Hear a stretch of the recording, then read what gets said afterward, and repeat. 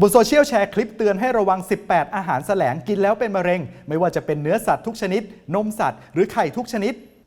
ชัวร์เหรอเรื่องนี้ถ้าจริงก็มีประโยชน์และควรรีบบอกกันครับแต่ก่อนจะแชร์ต่อต้องเช็คให้ถูกชัวร์ศูนย์ชัวร์ก่อนแชร์สำนักข่าวไทยอสมทสอบถามกับอาจารย์ที่สถาบันโภชนาการมหาวิทยาลัยมหิดลครับ18 สิ่งที่เขาแชร์กันนี้กินแล้วเป็นมะเร็งจริงเหรอครับก็มีบางอย่างที่ถูกต้องตามหลักวิทยาศาสตร์มีบางอย่างที่มีหลักฐานแต่ว่าหลักฐานมันอาจจะยังอยู่ในระดับสัตว์ทดลองในแง่ของการให้คำแนะนำกับคนเลยเนี่ยอาจจะยังเร็วเกินไปใน18 สิ่งที่เขาเตือนเราแบ่งง่ายๆได้เป็น4 กลุ่มใหญ่ๆคืออาหารชนิดต่างๆวัตถุดิบปรุงแต่งภาชนะและกรรมวิธีการปรุงซึ่งบางอย่างอาจารย์ก็เห็นด้วยว่าควรหลีกเลี่ยงแน่นอนเช่นเครื่องดื่มแอลกอฮอล์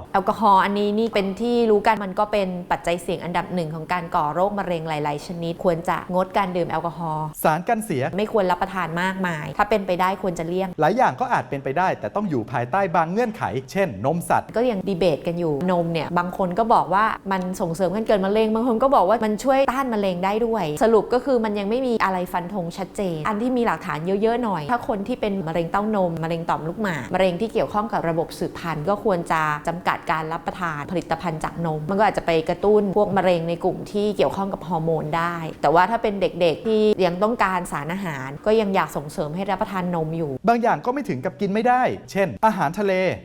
ลทุกชนิดทำให้เป็นมะเร็งอันนี้นี่เกินจริงไปหน่อยส่วนใหญ่เราก็กลัวพวกสารปนเปื้อนเช่นบริเวณพื้นที่ที่มันมีการปล่อยน้ำเสียแต่อย่าลืมว่าแร่ธาตุหลายชนิดเนี่ยอยู่ในอาหารทะเลไม่ว่าจะเป็นธาตุเหล็กซิเลเนียมซิงค์มีรายงานวิจัยถ้าเกิดเราขาดซิเลเนียมหรือเราขาดซิงค์เราก็มีโอกาสเสี่ยงต่อโรคมะเร็งได้เช่นกันหลายอย่างก็ยังด่วนสรุปอย่างนั้นไม่ได้เช่นไข่ทุกชนิดมีหลักฐานแต่ว่าเป็นแค่การเห็นความสัมพันธ์ระหว่างเมตาบอไลต์จากโคลีนกับความเสี่ยงจากมะเร็งลำไส้ใหญ่แต่มันไม่ใช่ว่าโอ้โหพอเห็นโคลีนสัมพันธ์กับมะเร็งลำไส้ใหญ่แล้วคุณจะบอกว่าห้ามกินไข่ทุกชนิดโลจิกตรงนี้มันน่าจะยังไม่ถูกต้องโคลีนมันไม่ได้มีแต่ในไข่อย่างเดียวแล้วก็มันก็ยังไม่มีระบุออกมาชัดเจนปริมาณโคลีนเท่าไหร่มันถึงจะทำให้เพิ่มความเสี่ยงต่อมะเร็งลำไส้ใหญ่นอกจากนั้นการที่งดไข่ไปเลยทุกชนิดเนี่ยมันก็จะเสี่ยงต่อการขาดสารอาหารได้อีกเช่นกันเนื้อสัตว์เป็นงานวิจัยในระดับสัตว์ทดลองมันยังต้องการการยืนยันในคนอยู่มันถึงจะมาฟันธงได้จริงๆเนื้อสัตว์ที่จะมีผลต่อการก่อมะเร็งเยอะๆจะเป็นเนื้อสัตว์แปรรูปเช่นไส้กรอกเบคอน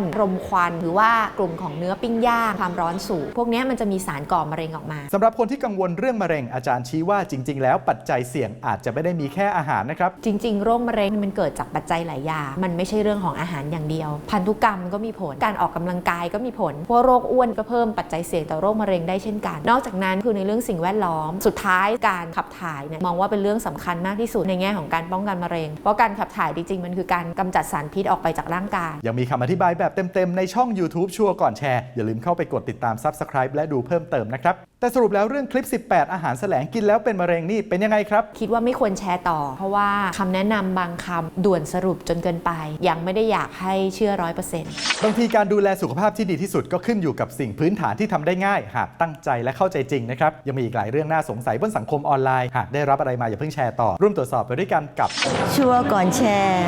การแชร์ของคุณมีผลต่อทั้งอนาคตคุณและคนอื่น